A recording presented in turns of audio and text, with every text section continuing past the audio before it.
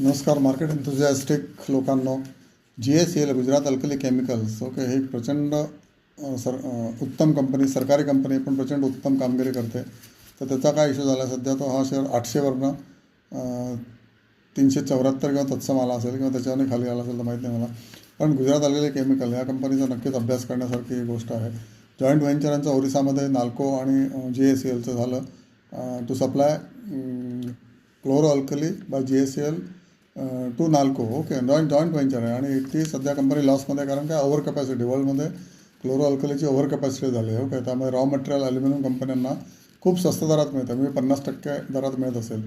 त्याच्यामुळे नाल्कोचे प्रॉफिट प्रचंड वाढलेत, हिंडाल्कोचे प्रॉफिट प्रचंड वाढलेत, कारण रॉ मटेरियल स्वस्त झाले. पण ही सायकलसुद्धा चेंज होते. Okay, NALCO was in major profits, 2% 3% त्यांना मार्जिन मिळत होतं लास्ट 10 इयर्स. होतं गेल्या 2 वर्षामध्ये हे प्रॉफिट्स वाढलेले आहेत. बिकॉज गुजरात अल्कली तत्सम कंपन्यांचे जे प्रोडक्ट आहे कॉस्टिक सोडा, ह्याचे प्राइसेस क्रॅश झाल्या, कारण जगामध्ये ओव्हर कॅपॅसिटी आहे म्हणून. तर हे काय फेज जास्त दिवस जास्त दिवस कंटिन्यू होणार नाही. अजून 1 वर्ष लागेल, मे बी 2 वर्ष लागतील.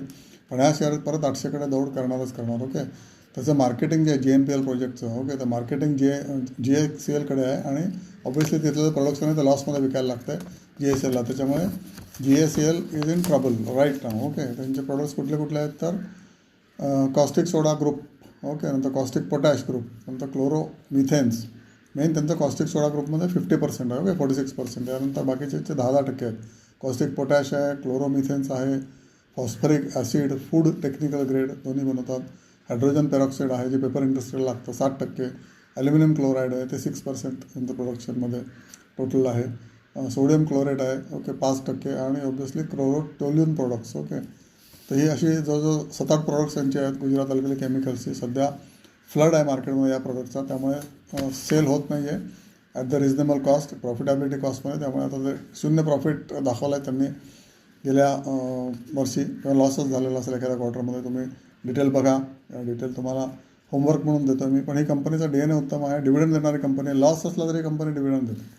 That is the beauty of this company Gujarat alkali chemicals. बरोडाला प्लांट आहे. मी जेव्हा होतो हनीवेलमध्ये तेव्हा कंपनीमध्ये मी भरपूर वेळा व्हिजिट केलेली आहे. खूप डिसिप्लिन्ड अशी कंपनी आहे ही, आणि पब्लिक सेक्टर असले तरी उत्तम कंपनी आहे. प्रायव्हेट सेक्टरसारखं काम आहे यांचं. त्यामुळे गुजरात अल्कली केमिकल्सला बघायला अजिबातच हरकत नाही. यांचे adopting to changes in business dynamics हे लोक करत असतात. ओके, त्यांच्या PPTमध्ये तुम्ही बघा, कॉस्टिक सोडा सगळ्याची कॅपॅसिटी एक्सपांड झालेली आहे गेल्या 15 वर्षामध्ये. ओके, आणि GNFC GIDC हे लोक प्रमोटर्स आहेत त्यांची. 46% प्रमोटरकडे आहेत. ओके, नंतर DIकडे 4% आहेत, FIकडे 2% आहेत आणि पब्लिककडे उरलेले 22% आहेत. आणि डिव्हिडंड देणारी कंपनी आहे.